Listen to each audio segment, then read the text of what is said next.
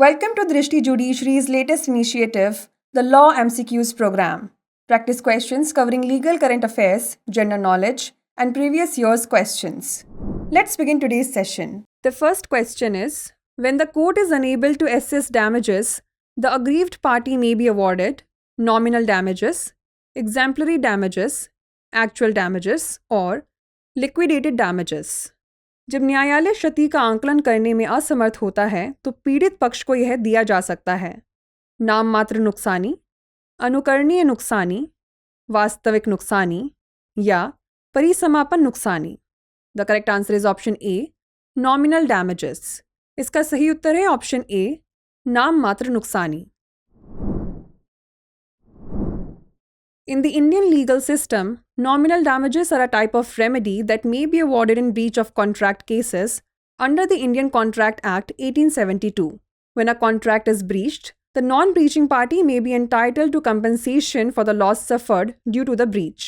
Nominal damages, however, are awarded when a legal wrong has occurred, but the plaintiff has not suffered any substantial loss as a result of the breach.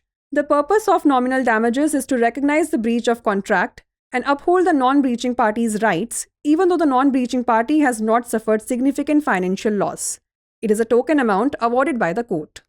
भारतीय कानून प्रणाली में नाममात्र नुकसानी एक प्रकार का उपाय है जो भारतीय अनुबंध अधिनियम 1872 के तहत अनुबंध के उल्लंघन के मामलों में दिया जा सकता है। जब किसी अनुबंध का उल्लंघन किया जाता है तो उल्लंघन न करने वाला पक्ष उल्लंघन के कारण हुए नुकसान के लिए मुआवजे का हकदार हो सकता है। हालांकि नाममात्र नुकसानी तब दी जाती है जब कोई कानूनी गलती हुई हो, लेकिन उल्लंघन के परिणाम स्वरूप वादी को कोई महत्वपूर्ण नुकसान नहीं हुआ है। नाममात्र नुकसानी का उद्देश्य अनुबंध के उल्लंघन को पहचानना और गैर उल्लंघन करने वाले पक्ष के अधिकारों को बनाए रखना है, भले ही गैर उल्लंघन करने वाले पक्ष को महत्वपूर्ण वित्तीय नुकसान नहीं हुआ हो। यह न्यायालय द्वारा दी गई एक सांकेतिक राशि है। Next question is, in which of the following cases the SC has decriminalized same-sex relations between consenting adults? Navtej Singh Johar vs. Union of India, Suresh Kumar Kaushal vs. Naz Foundation, Joseph Shine vs. Union of India, or none of the above? निम्नलिखित में से किस मामले में supreme court ने सहमति से वयस्कों के बीच समलैंगिक संबंधों को अपराध की श्रेणी से हटा दिया है? नवतेज सिंह जौहर बनाम भारत संघ, सुरेश कुमार कौशल बनाम नाज फाउंडेशन, जोसेफ शाइन बनाम भारत संघ या उपयुक्त में से कोई भी नहीं। The correct answer is option A, Navtej Singh Johar versus Union of India. इसका सही उत्तर है ऑप्शन ए, नवतेज सिंह जौहर बनाम भारत संघ।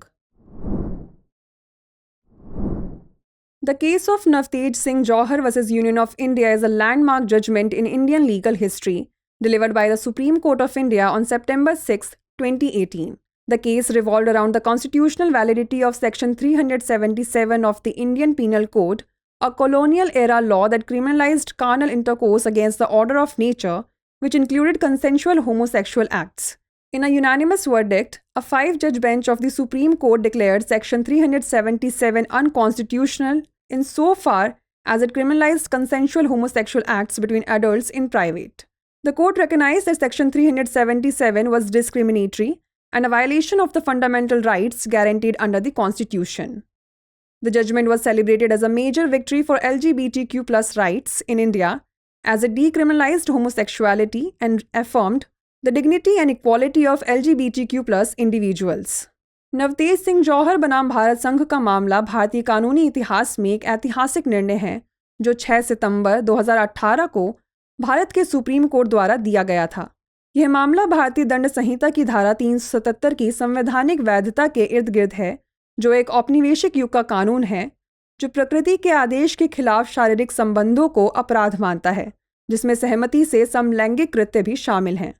सर्वसम्मत फैसले में सुप्रीम कोर्ट की 5 न्यायाधीशों की पीठ ने धारा 377 को असंवैधानिक घोषित कर दिया, जहां पहले निजी तौर पर वयस्कों के बीच सहमति से समलैंगिक कृत्य अपराध माना जाता था। कोर्ट ने माना कि धारा 377 भेदभावपूर्ण थी और यह संविधान के तहत गारंटीकृत मौलिक अधिकारों का उल्लंघन था।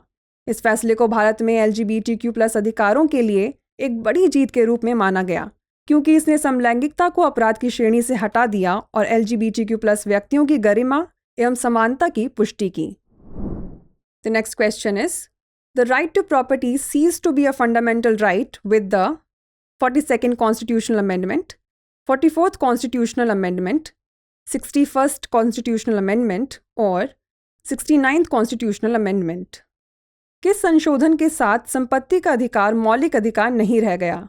42वां संवैधानिक संशोधन, 44वां संवैधानिक संशोधन, 61वां संवैधानिक संशोधन या 69वां संवैधानिक संशोधन? The correct answer is option B, 44th constitutional amendment.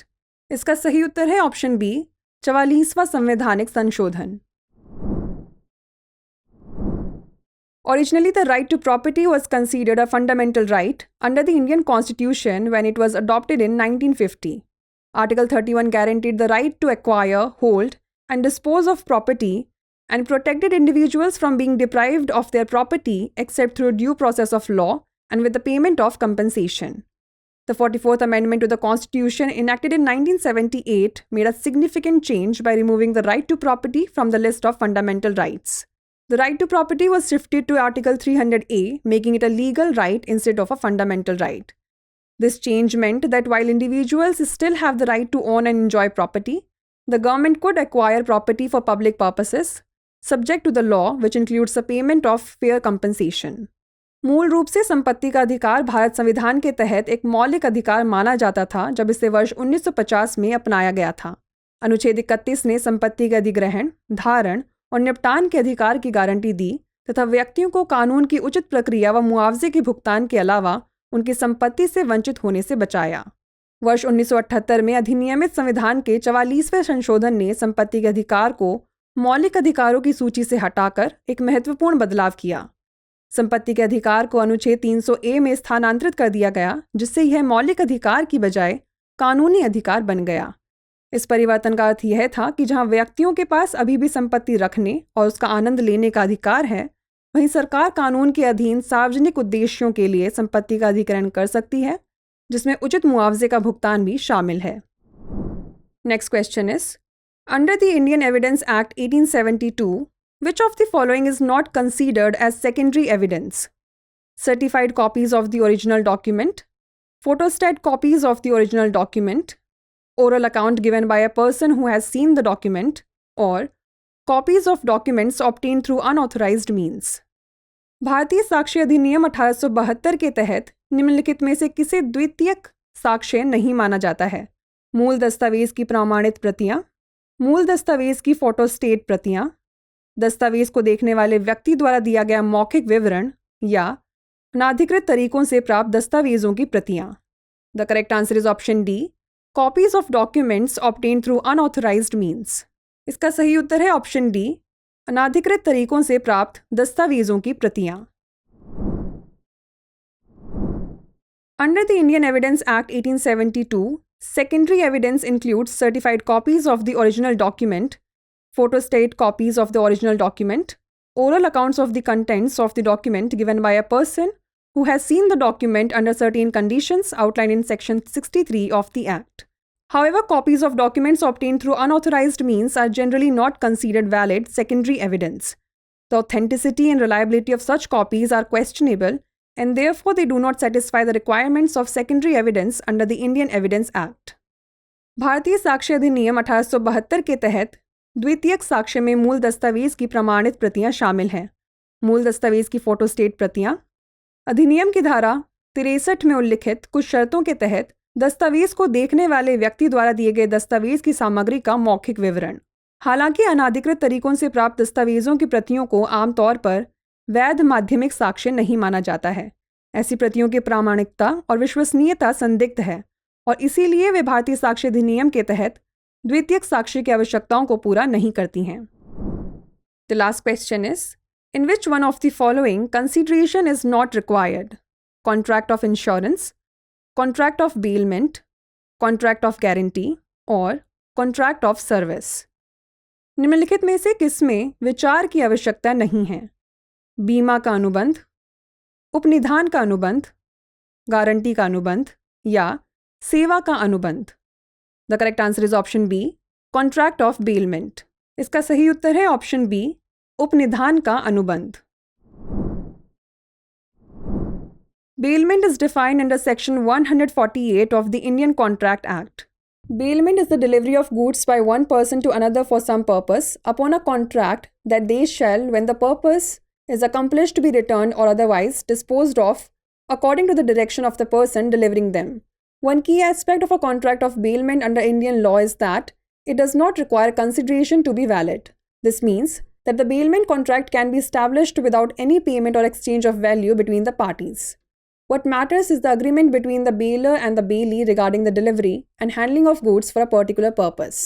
उपनिधान को भारतीय अनुबंध अधिनियम की धारा 148 के तहत परिभाषित किया गया है।